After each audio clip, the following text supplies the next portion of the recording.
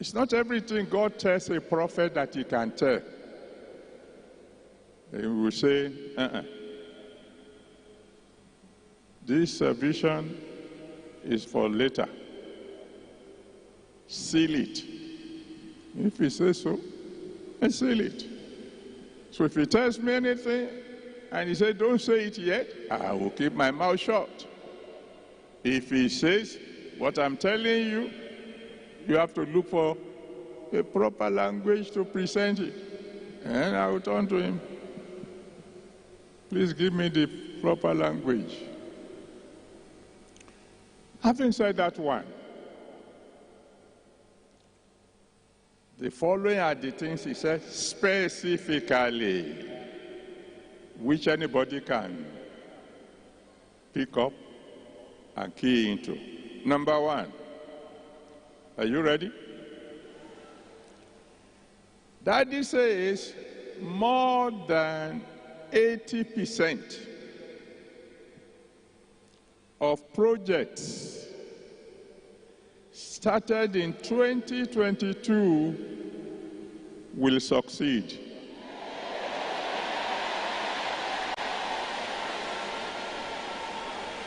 It has nothing to do with the economics of the world. No, no, no. When he speaks, it is more than 80% of the projects started in this year will succeed.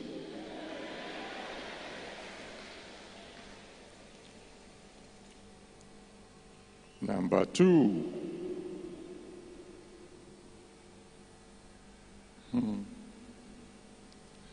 he said this year will be a year of emergence of previously unknown stars.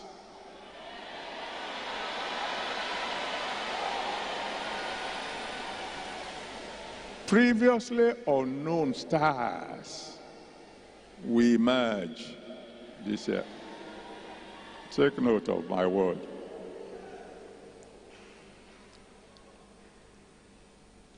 He said, number three, in spite of everything that may be happening, this year is going to be a year of some massive breakthroughs.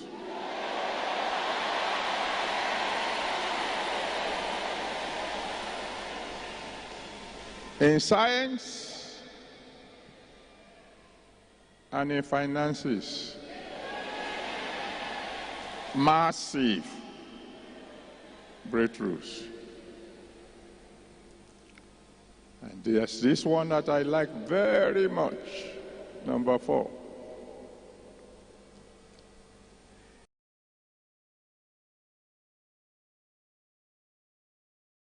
He said, infant mortality rate will drop by at least 50%.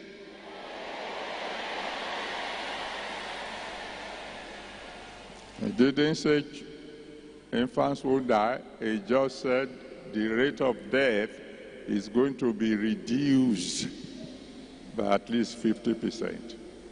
That is for general. Oh, 1 or 2 others as for Redeemed Christian Church of God.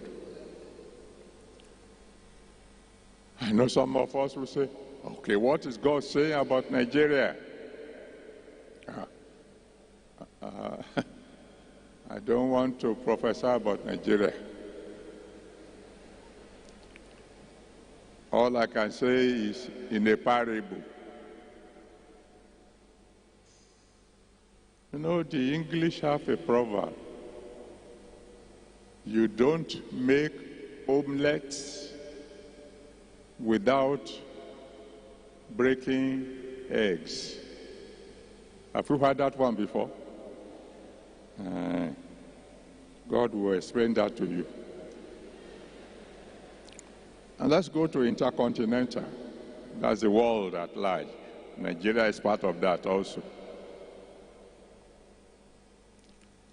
Now, if you look at the prophecies of last year, 2021, the first thing there is that some of the problems of 2020 will spill over to 2021. And we have seen that one. The second prophecy of last year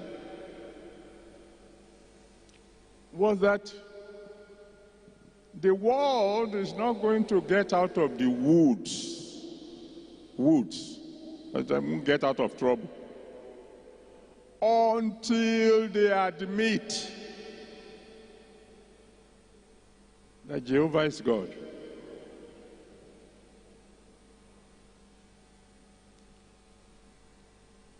And I said last year, if you wrote that of last year down, go and check.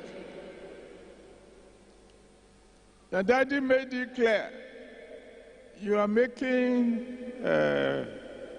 vaccines. Huh? He said, as you are making one vaccine, a variant or whatever, a new variant is surfacing. He said it last year. And so from COVID-19, we went to Delta, Alpha.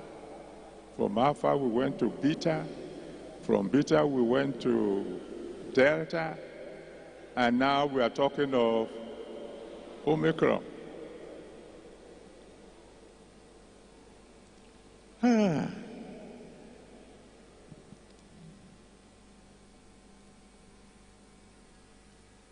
I told you when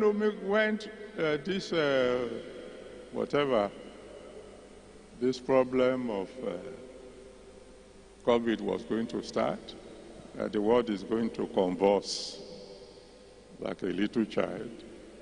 The convulsion is still on.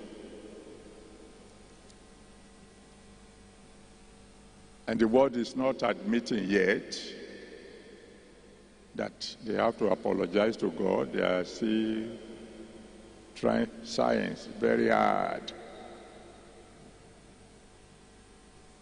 And they are doing very well. One vaccine after another, then booster. They are trying.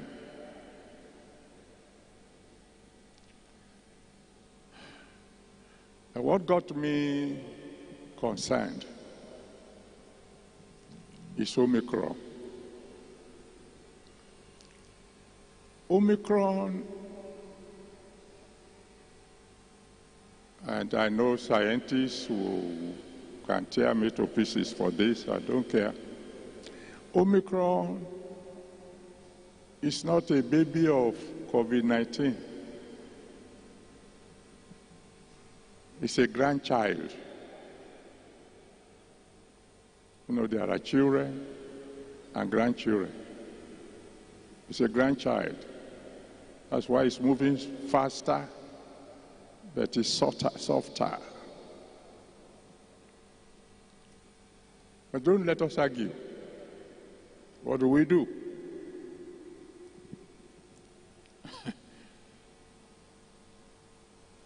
If we ask Nigeria to repent, which we should do, because it's of the mercy of the Lord that God has kept our situation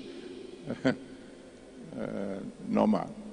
And I told you then at the beginning, when he told me this thing coming, I cried to him, have mercy on Nigeria.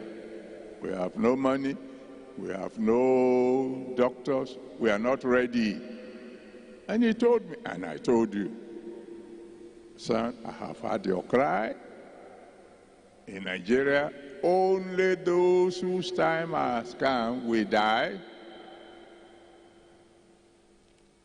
And up to today, after 2 years, the number of deaths from COVID-19 in Nigeria is just a little over 3,000, whereas 4,000 is dying in a day. in another African country. And you can't ask the Senate to repent. Nigeria tried it. Ask them to repent. They will tell you the pastor in the Senate is the Senate president, not the GO. You can't ask the House of Representatives to repent.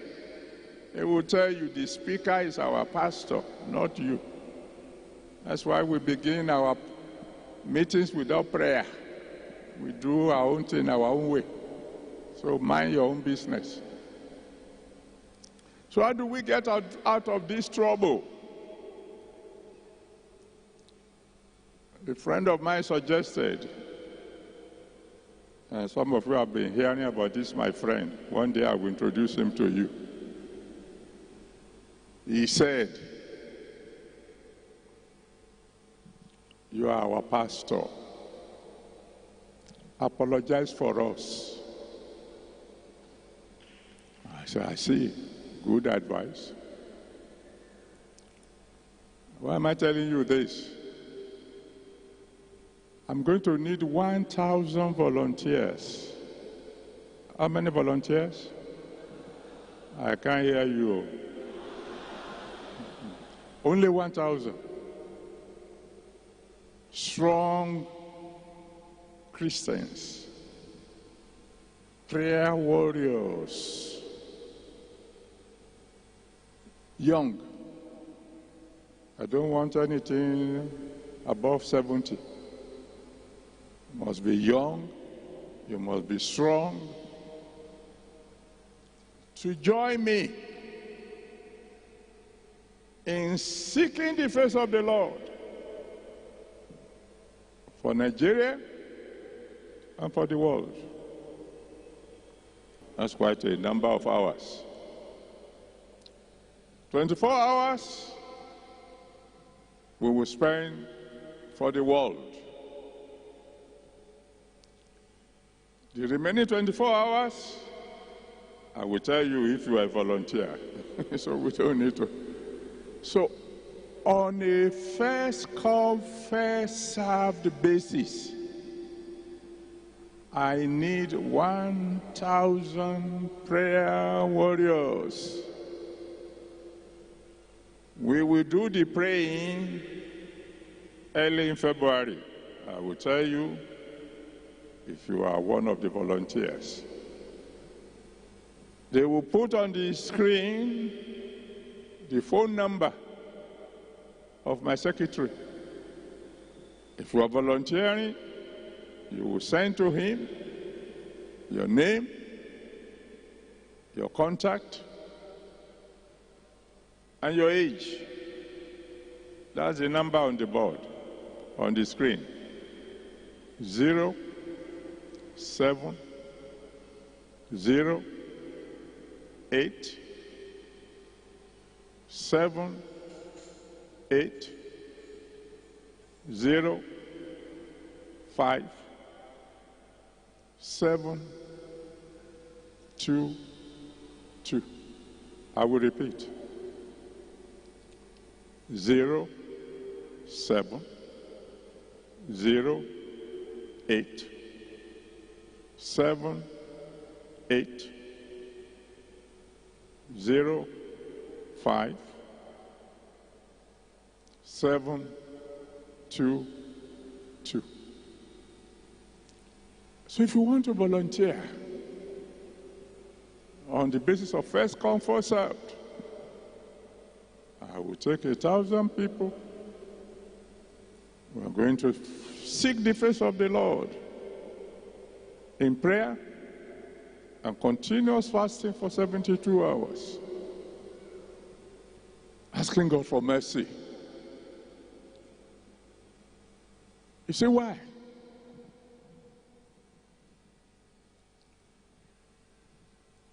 The situation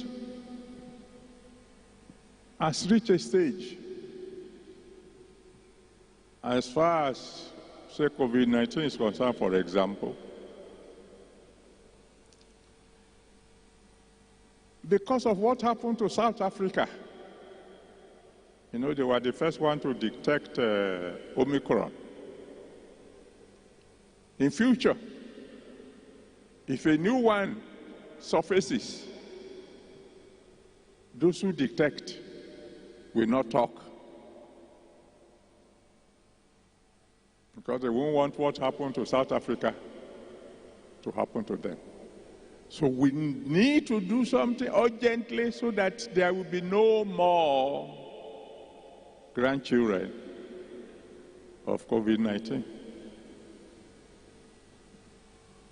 And then, of course, apart from COVID-19, our problems in Nigeria requires some urgent action. Well, I think that's about all I need to tell you now. Oh, well, the Lord says the issue of migration,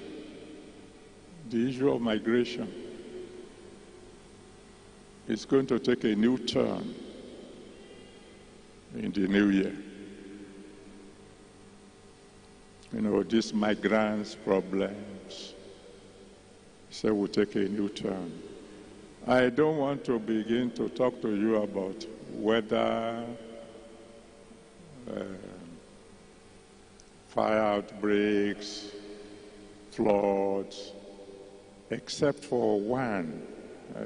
I don't think I should forget this. Daddy says it might have not much effect on Nigeria, but we need to pray that there will be two monstrous storms. One coming from the Atlantic, we call it hurricane. One coming from the Pacific Ocean, we call it typhoon. That unless they are weakened before they make a landfall, the result will be terrible. But the 1,000 volunteers will discuss that one also with God. As for the Redeemed Christian Church of God, all I have for you is good news.